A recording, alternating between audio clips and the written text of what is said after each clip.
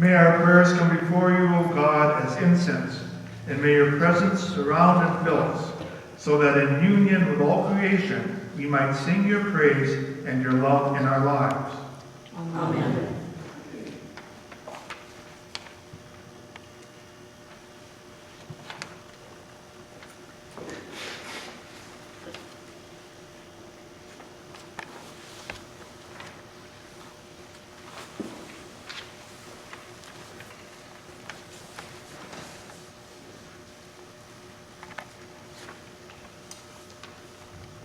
A reading comes from Psalm 27. The Lord is my light and my salvation. Whom shall I fear? The Lord is the stronghold of my life. Of whom shall I be afraid? When evildoers assail me to devour my flesh, my adversaries and foes, they shall stumble and fall. Though an army encamp against me, my heart shall not fear. Though war rise up against me, yet I will be confident. One thing I ask of the Lord that I will seek after, to live in the house of the Lord all the days of my life, to behold the beauty of the Lord and to inquire in his temple. For he will hide me in his shelter in the day of trouble. He will conceal me under the cover of his tent. He will set me high on a rock. Now my head is lifted up above my enemies all around me, and I will offer in his tent sacrifices with shouts of joy. I will sing and make melody to the Lord. Hear, O Lord, when I cry aloud. Be gracious to me and answer me. Come, my heart says, seek his face. Your face, Lord, do I seek.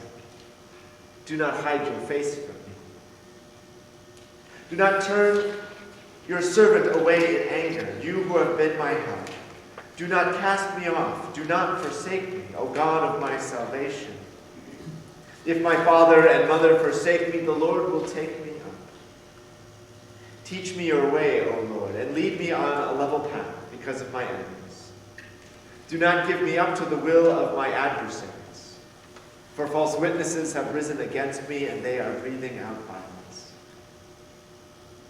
I believe that I shall see the goodness of the Lord in the land of the living. Wait for the Lord. Be strong and let your heart take courage. Wait for the Lord.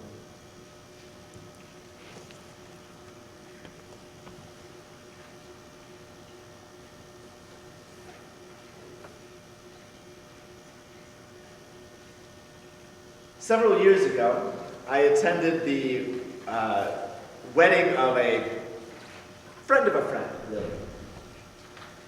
And the ceremony went well enough with the usual beauty and pageantry. Goes along with it. And it was a joyous, but otherwise, uneventful ceremony. But Candace and I will never forget the procession out of the sanctuary. Now, no one tripped or fell. There was no wardrobe malfunctions or anything so dramatic. In fact, I'm pretty sure most people missed it. But we didn't. As the bride and groom strode past down the aisle and out of the sanctuary, we heard the unforgettable melody of a beloved tune, I'll Fly Away. Now, you may be thinking, big deal, it's a fun, catchy tune, it sounds nice. True enough, but take a listen to some of the lyrics. When the shadows of this life have gone, I'll fly away. Like a bird from these prison walls, I'll fly away. I'll fly away, oh glory, I'll fly away in the morning. When I die, hallelujah, by and by, I'll fly away. Now, of course, they probably didn't mean to suggest this, but it sounded like the happy couple was anything but. And that they were already anxiously anticipating the sweet release of death to free them from their wedding vows that they had made 20 minutes earlier.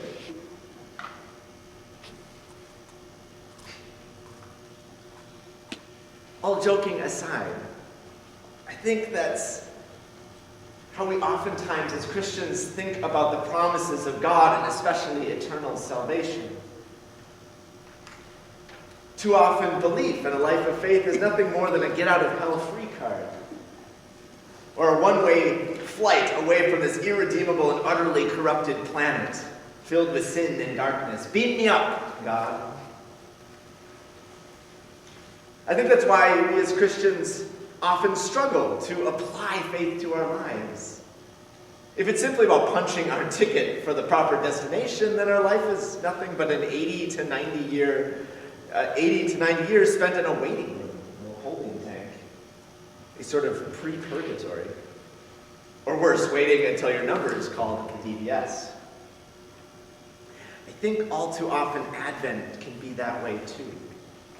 waiting around for Jesus to come back in some distant day.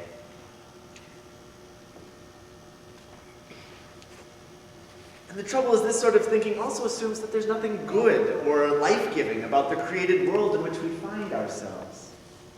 It rejects that God is at work in creation and our lives specifically. It's as if God were somewhere distant, far off, waiting in the divine rocking chair for us to wing our way to him at the end of our mortal days. As if God wasn't particularly concerned with creation, the one that God lovingly fashioned from the void.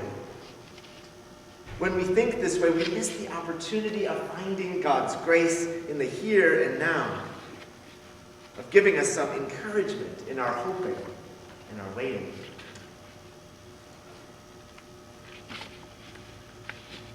I believe that I shall see the goodness of the Lord in the land of the living. This verse from the psalm is on the back of my business card. It has become one of my favorite verses in the entire Bible. It is a verse brimming with hope, but it is tempered with realism. You see, the psalmist makes this bold claim about God's goodness and power, but is not naive. Enemies are slandering him and plotting violence against him. The psalmist knows the reality of anger, malice, and fear in his life. Yet still he makes this bold claim in the midst of struggle, hardship, and doubt. I believe that I shall see the goodness of the Lord in the land of the living. For me, this psalm, this verse in particular, is a promise that God will show up. God will be present in those times of darkness and hopelessness. It is a promise that I won't have to wait until I shuffle off this mortal coil to see God's goodness in my life. I will see it here and now in the land of the living.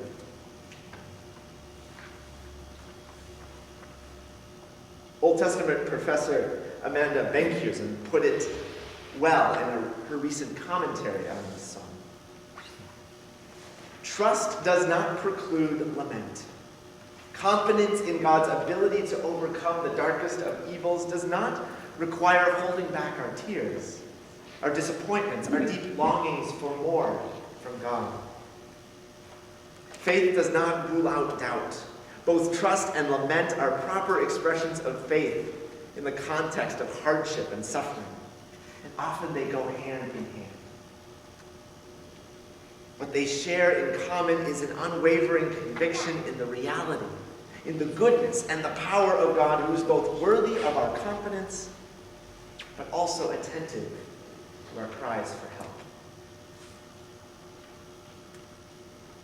I believe that I shall see the goodness of the Lord in the land of the living.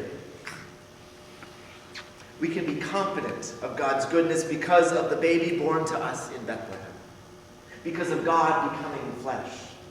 Despite the darkness that may surround, we see in Jesus a God who is not indifferent or far off. God is at work in the world, in your life, bringing about goodness in the land of the living. No need to wait until death do us part. In the name of Jesus.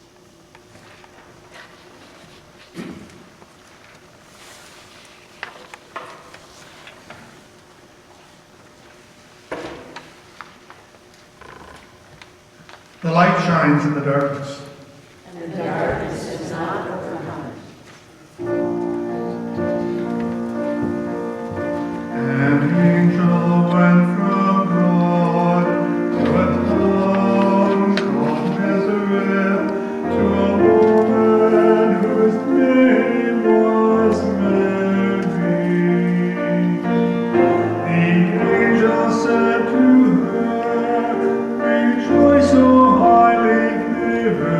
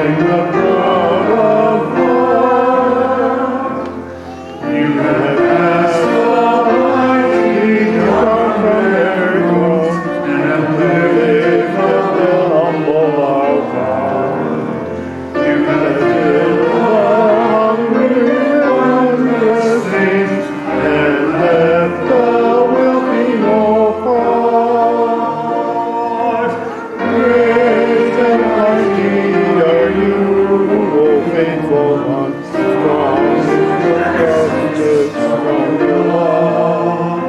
As you promised to Sarah and Abraham, kindness forevermore. My soul proclaims your greatness, O God, and my spirit rejoices in you.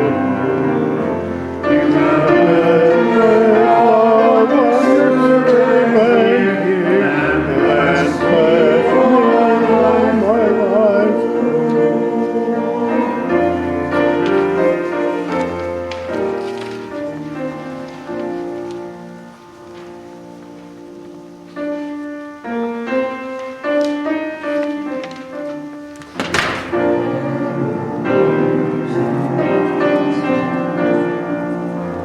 God, mercy, hold us in love. In peace we pray to you. God of mercy, hold us in love. For peace and salvation we pray to you. God of mercy, hold us in love. For peace between nations, for peace between people. God of mercy, hold us in love. For us who are gathered to worship and praise you. God of mercy, hold us in love. For all of your servants who live out your gospel. God of mercy, hold us in love. For all those who govern that justice might guide them. God of mercy, hold us in love. For all those who labor in service to others. God of mercy, hold us in love. Grant whether that perishes all of creation. Mercy, hold us in love. Keep watch on our loved ones and keep us from danger. God of mercy, hold us in love. For all the beloved who rest in your mercy. God of mercy, hold us in love.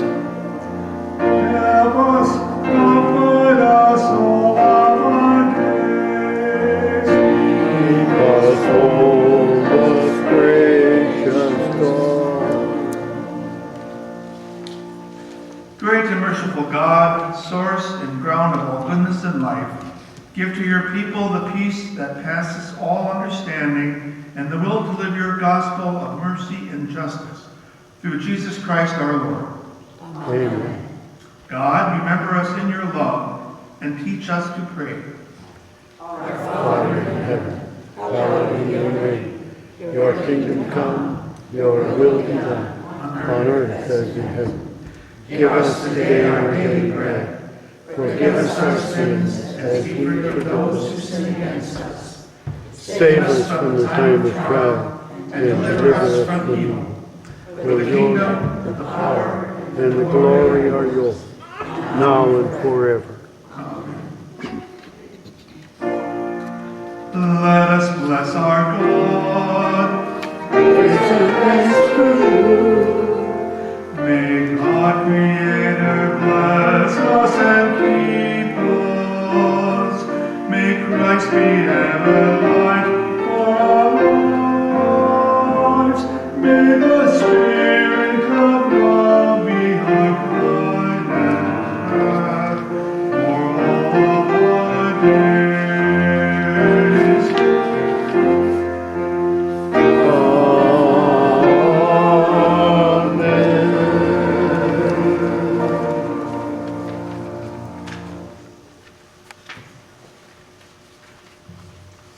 Go in peace.